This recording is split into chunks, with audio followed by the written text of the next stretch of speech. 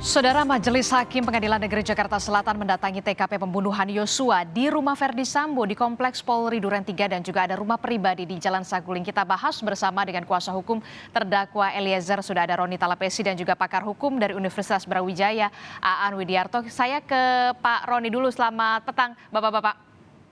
Selamat petang, Mbak Disti, Pak Ya. Dokteran. Ya, saya ke Pak Roni dulu yang tadi ikut nih sidang di tempat. Bisa ceritakan tadi apa saja yang dilakukan oleh majelis hakim, jaksa dan juga penasihat hukum dari masing-masing terdakwa, Pak Roni?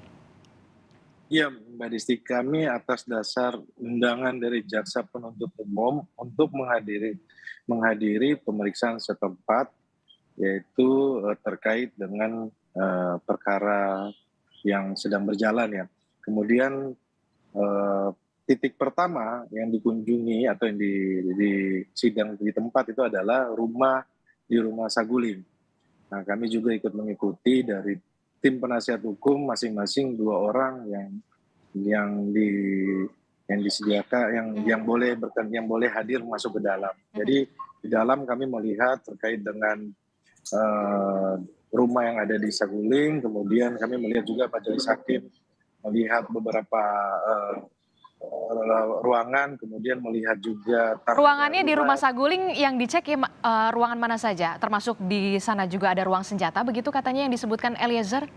Iya, jadi kalau tadi itu Mbak Disti bahwa majelis hakim melihat tangga darurat yang ada di samping, ini sesuai keterangan Richard Eliezer ya, kemudian juga naik lewat lift, kemudian naik ke lantai 3, di mana lantai 3 itu ada ruang tamu kecil, kemudian melihat juga ruang tamu yang di dalam, yang di mana keterangan Richard Eliezer adalah ada lemari senjata. Kemudian tadi ditanyakan apakah lemari senjata lemarinya masih berfungsi, bahwa lemarinya sudah tidak berfungsi, sudah ditutup.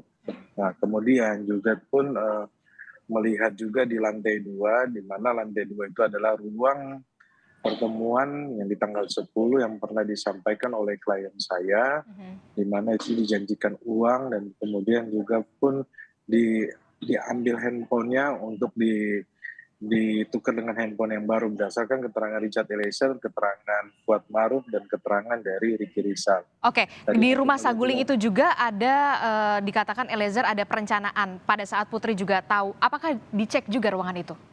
Iya, tadi majelis hakim juga masuk ke ruangan yang disampaikan oleh klien saya, di mana kan ruangan itu bisa menggambarkan posisi jarak duduknya sangat dekat. Kemudian juga pun kalau saya melihat tadi menjadi sorotan adalah CCTV, di mana CCTV lantai 2 dan lantai 3 ada ininya, Jadi di lantai 2 ada CCTV ya, dan di lantai 3? Iya, tetapi kan jadi pertanyaan karena katanya CCTV itu tersebut kan rusakan. Itu tadi dilihat juga, kemudian terkait dengan yang disampaikan oleh klien saya bahwa ada tangga darurat juga itu tadi dilihat juga, Mbak Disti. Yang sementara di rumah Duren 3, lokasi TKP penembakan Yosua juga dicek bagaimana di dekat TKP, di dekat bawah tangga begitu, juga dicek berarti ya? Iya, kalau di rumah Duren 3 itu Mbak Disti, majelis hakim melihat bagaimana posisi berdiri dari para terdakwa, kemudian juga pun jarak dari penembakan kepada almarhum Joshua. Ini kan terlihat bahwa jaraknya sangat dekat ya. Ini kan sesuai dengan keterangan Richard Eliezer ya. Kemudian juga melihat kamar, di mana kamar yang disampaikan bahwa PC berada di dalam kamar tersebut. Dan juga disampaikan kan kalau fakta persidangan sudah ada saksi yang menyampaikan bahwa kamar itu kan setengah terbuka ya. Itu juga ini tadi dilihat kamar tersebut, kemudian naik ke lantai 2. Lantai 2 juga pun melihat dari atas, melihat situasi di bawah.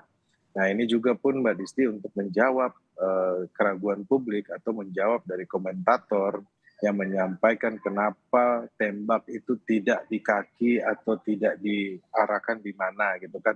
Kalau dilihat dari rumah tersebut, rumah ini kan rumah yang tidak terlalu besar atau rumah kecil ya, karena jaraknya kecil sekali. Jadi situasinya situasi yang tidak Oke, di mudah. TKP pembunuhan atau penembakan Yosua, apakah kemudian hakim juga mengecek bagaimana jarak antara terdakwa Eliezer, Kuat Ma'ruf, Ricky Rizal, bahkan Verdi Sambo di Iya, ruang tengah itu? saya saya melihat, saya tidak tahu ya majelis hakim dalam hal ini melihatnya seperti apa. Tentunya di sini kan terlihat ya mengenai jarak berdiri, kemudian jarak tembak, posisi berdiri seperti apa, itu kan tergambarkan di dalam rumah Duren 3. Mhm. Untuk di rumah Duren 3 sendiri memang apakah ada CCTV atau bagaimana ketika Anda ke sana? Saya tadi melihat bahwa ada CCTV, tapi kan, di persidangan kan disampaikan rusak ya, tapi masih ada bentuk kayak CCTV yang melekat di tembok di atas atau di atap gitu. Jadi, sebenarnya terlihat sih Mbak, di rumah Saguling juga lantai 2, lantai 3 ada CCTV, kemudian di rumah Duren 3 kita lihat juga ada CCTV yang masih nempel, tetapi tidak tahu berfungsi atau tidak kan. Oke. Oke, jadi beberapa ruangan dicek baik itu di rumah Saguling ataupun rumah Duren 3. Saya ke Pak Aan. Pak Aan, ini semua dicek ruangannya di rumah Saguling, rumah Duren 3. Apakah ini kemudian memperjelas konstruksi dakwaan jaksa soal pembunuhan berencana, menambah keyakinan hakim atau seperti apa? Ya, pertama kita coba lihat dari sisi KUHP ya, Kitab Undang-Undang Hukum Acara Pidana. Di dalam KUHP memang untuk pemeriksaan setempat atau biasa dikenal dengan PS ini lebih pada diskresi hakim. Ya, diskresi hakim untuk apa? Benar tadi disampaikan, untuk menambah keyakinan hakim ya sebelum memutus perkara. Nah tentunya kan masih ada beberapa agenda sidang ini nanti adalah penuntutan, kemudian pledoi juga masih belum dilakukan. Nah ini mumpung setelah pemeriksaan bukti-bukti yang agenda yang saat ini di akhir ujung agenda ini, hakim ingin melihat lokasinya khususnya. Dan dalam persidangan yang lalu kan hakim menyampaikan bahwa tidak ada pembuktian nanti di lapangan, pembuktian ada di persidangan kan begitu kan. Jadi ini saya melihat bahwasanya hakim ingin lebih menambah keyakinannya, khususnya tadi sebagaimana Bang Roni sampaikan soal jarak. Karena seperti Kuat sama Riki Rizal itu berkelit soal Sambo ikut menembak atau tidak, ini kan tidak mengakui. Nah sekarang hakim ingin tahu itu secara logis apakah masuk akal dengan jarak Yang berdekatan begitu ya? berdekatan begitu, tidak tahu menembak atau tidak kan begitu. Nah ini saya kira hakim nanti akan mempunyai keyakinan sendiri atas keterangan-keterangan yang berkembang di dalam persidangan, kesaksian-kesaksian juga, dan itu tentunya akan sangat baik untuk nanti ketika hakim akan memutus. Oke, jadi ini adalah untuk menambah keyakinan hakim walaupun memang tidak ada pembuktian di sidang di tempat, namun pembuktian tetap di persidangan di Pengadilan Negeri Jakarta Selatan. Saya ke Bang Roni lagi. Bang Roni, dua terdakwa lain berkelit kalau tidak melihat Sambo saat menembak Yosua begitu. Tanggapan Anda seperti apa dengan jarak yang begitu dekat ternyata di ruang tengah? Iya, Mbak Disti, kalau jaraknya itu 2 meter ya kalau saya hitung ya. Jadi sangat tidak mungkin kalau salah satu terdakwa Kuat Ma'ruf yang menyampaikan bahwa dia tidak melihat kan. Tetapi kan ada hasil dari poligraf yang disampaikan bahwa ketika ditanyakan kepada saudara Kuat Ma'ruf itu hasilnya itu dia berbohong. Jadi sebenarnya di dalam rumah Duren 3 ini sudah tergambarkan situasinya ya, bahwa situasinya posisi berdiri, jarak tembak, kemudian posisi dari RE, FS, RR, KM, dan PC itu sudah tergambarkan jelas bahwa rumah ini tidak rumah yang kecil. Sekali lagi saya sampaikan seperti itu ya. Jadi jaraknya sangat dekat. Jadi kalau seandainya keterangannya berubah-berubah, kemudian menyampaikan tidak melihat, menurut kami ya, tetapi sekali lagi nanti dikembalikan kepada keyakinan hakim ya. Tentunya dalam hal ini majelis hakim melihat situasi rumah secara visual. Ini kan untuk menggambarkan bagaimana keterangan-keterangan saksi-saksi yang sebelumnya sudah dihadirkan kan untuk mencocokkan ya keterangan saksi juga, kemudian bagaimana menjadikan suatu peristiwa pidana ini secara utuh ya. Oke. Dan juga terus ya. Oke, yang menarik juga soal jarak dari TKP penembakan Yosua dan juga kamar yang di dalamnya adalah Putri Chandrawati yang katanya sempat menutup telinga ketika mendengar letusan. Apakah jaraknya juga dekat sekali? Iya, itu jaraknya dekat, Mbak. Jadi jaraknya itu 3 meter kalau saya lihat ya. Jadi itu dekat. Kalau rekan Kompas tadi melihat bahwa dari pintu kamar ke almarhum jatuh itu tergeletak itu jaraknya sangat dekat. Dan nggak mungkin kalau Putri tidak mendengar begitu ya? Ya, tergambarkan rumah ini kecil, Mbak. Jadi kalau apapun yang terjadi pastinya mendengar ya. Ini kan supaya hakim melihat ya. Kalau saya kan dari awal kan sudah sampaikan kan pasca rekonstruksi. Tetapi kan dalam hal ini untuk terkait dengan keyakinan hakim, tentunya hakim hadir ya. Dan kemudian kan yang kami di Rumah Saguling juga, yang bahwa ada keterangan Richard Eliezer yang menyampaikan bahwa dia membawa senjata steyr dilewat tangga tengah ya. Tetapi sayangnya CCTV tersebut tidak ada. Kan sudah disampaikan juga di persidangan, CCTV tersebut diserahkan kepada penyidik lewat flash disk bukan DVR. Dan kalau kami melihat bahwa majelis hakim sudah pernah sampaikan bahwa ini CCTV yang tercecer. Dan juga pun yang lantai 2, lantai 3. Tadi kita melihat juga pun di lantai 2 mejanya masih yang sama ya. Terkait dengan keterangan Richard Eliezer bahwa saudara FS menjanjikan uang dan menukar handphone dari para terdakwa. Ini kan sesuai sebagai dengan imbalan keterangan begitu dari, ya? Iya, keterangan dari Ricky Rizal dan Kuat Oke. Maruf. Jadi yang perlu saya sampaikan kepada publik bahwa keterangan dari Richard Eliezer ini tidak berdiri sendiri. Keterangan Richard Eliezer ini juga ada keterangan lainnya, keterangan terdakwa lainnya mendukung juga. Jadi ini yang perlu kita luruskan ke publik bahwa Richard Eliezer bukan satu saksi saja gitu. Oke, Pak An, tadi disebutkan dicek juga jarak di lokasi TKP penembakan di rumah Duren 3. Jaraknya dekat sekali, 2 meter, 3 meter bahkan dari kamar yang ditempati oleh Putri Chandrawati pada saat itu. Apakah kemudian sidang di tempat ini juga bisa dikatakan fakta persidangan, Pak An? Ya, pertama istilahnya bukan sidang di tempat ya. Itu kalau di perdata memang banyak digunakan itu. Tapi kalau di pidana ini pemeriksaan setempat saja. Pemeriksaan setempat. Kemudian ini juga tidak dalam rangka pembuktian. Kalau persidangan ini juga ada pembuktiannya kan begitu. Sehingga ini hanya tadi itu hanya hakim memeriksa, bahkan juga tidak boleh ada analisis baik itu dari penasihat hukum dan FS, kemudian juga penasihat hukum dari Yosua dan juga dari Kejaksaan Agung dari JPU. Nah, ini semua hanya untuk meyakinkan hakim ya soal tempat atau TKP ya, TKP perkara itu terjadi.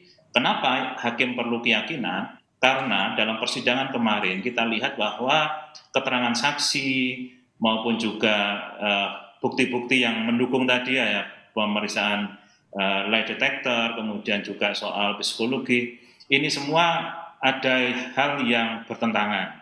Ada hal yang tidak berkesesuaian. Nah, sehingga pemutusnya adalah hakim dalam hal ini. Nah, hakim sendiri untuk bisa memutuskan bahwa benar tidak seperti tadi ya. Kuat mengatakan tidak tahu kalau Sambo itu menembak misalnya begitu. Dalam posisi yang sangat dekat. Tentunya itu adalah pengakuan atau keterangan dari Kuat. Sementara Eliezer mengatakan ikut menembak begitu. Ini ada dua keterangan yang berbeda. Nah, dua keterangan yang berbeda oleh orang yang ada dalam satu tempat yang sama. Betul. Jaraknya tidak jauh, sekitar 4 meter. Nah, disitulah peran hakim untuk bisa betul-betul meyakini bahwasanya yang benar Eliezer atau Kuat, kan begitu. Nah itu kan kalau tadi di TKP pembunuhan atau penembakan Yosua di rumah kompleks Dinas Polri begitu di Duren 3. Nah kalau kita bergeser ke rumah Saguling begitu, yang dicek hakim apakah juga soal aspek perencanaan, bahkan juga ada di lantai 2, di lantai 3 katanya juga ada CCTV yang dimana seharusnya juga menyorot pada saat ada imbalan uang, handphone, pada tanggal 10 atau 11 begitu. Dan juga komunikasi mereka soal perencanaan bahkan setelah penembakan Yosua itu. Ya, Desti, bukan imbalan uang ya. Itu adalah uang yang dijanjikan oleh uang yang dijanjikan, baik. Bayang saya. Jadi ini supaya tidak salah.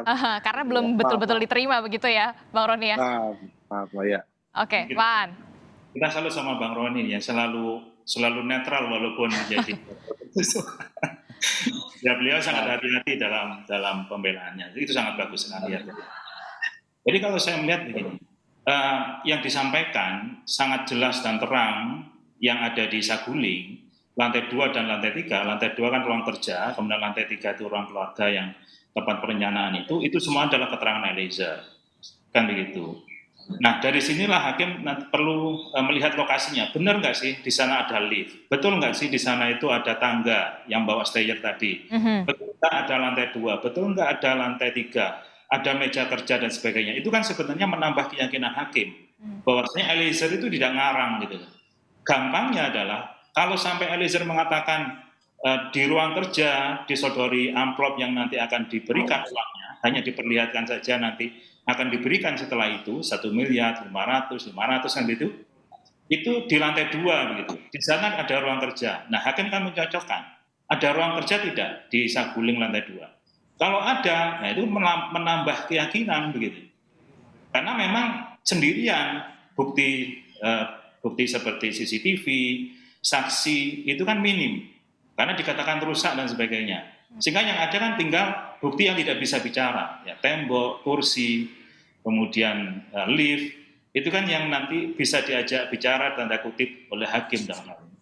Oke, tambah keyakinan itulah kemudian yang dilakukan oleh hakim, majelis hakim mengecek TKP Duren 3, rumah Duren 3 dan juga rumah Saguling. Terima kasih untuk perspektifnya Aan Budiarto yang merupakan pakar hukum dari Universitas Brawijaya dan juga ada kuasa hukum dari terdakwa Richard Eliezer, Roni Talapesi telah bergabung bersama kami di Kompas Petang. Sehat selalu Bapak-bapak. Sehat selalu.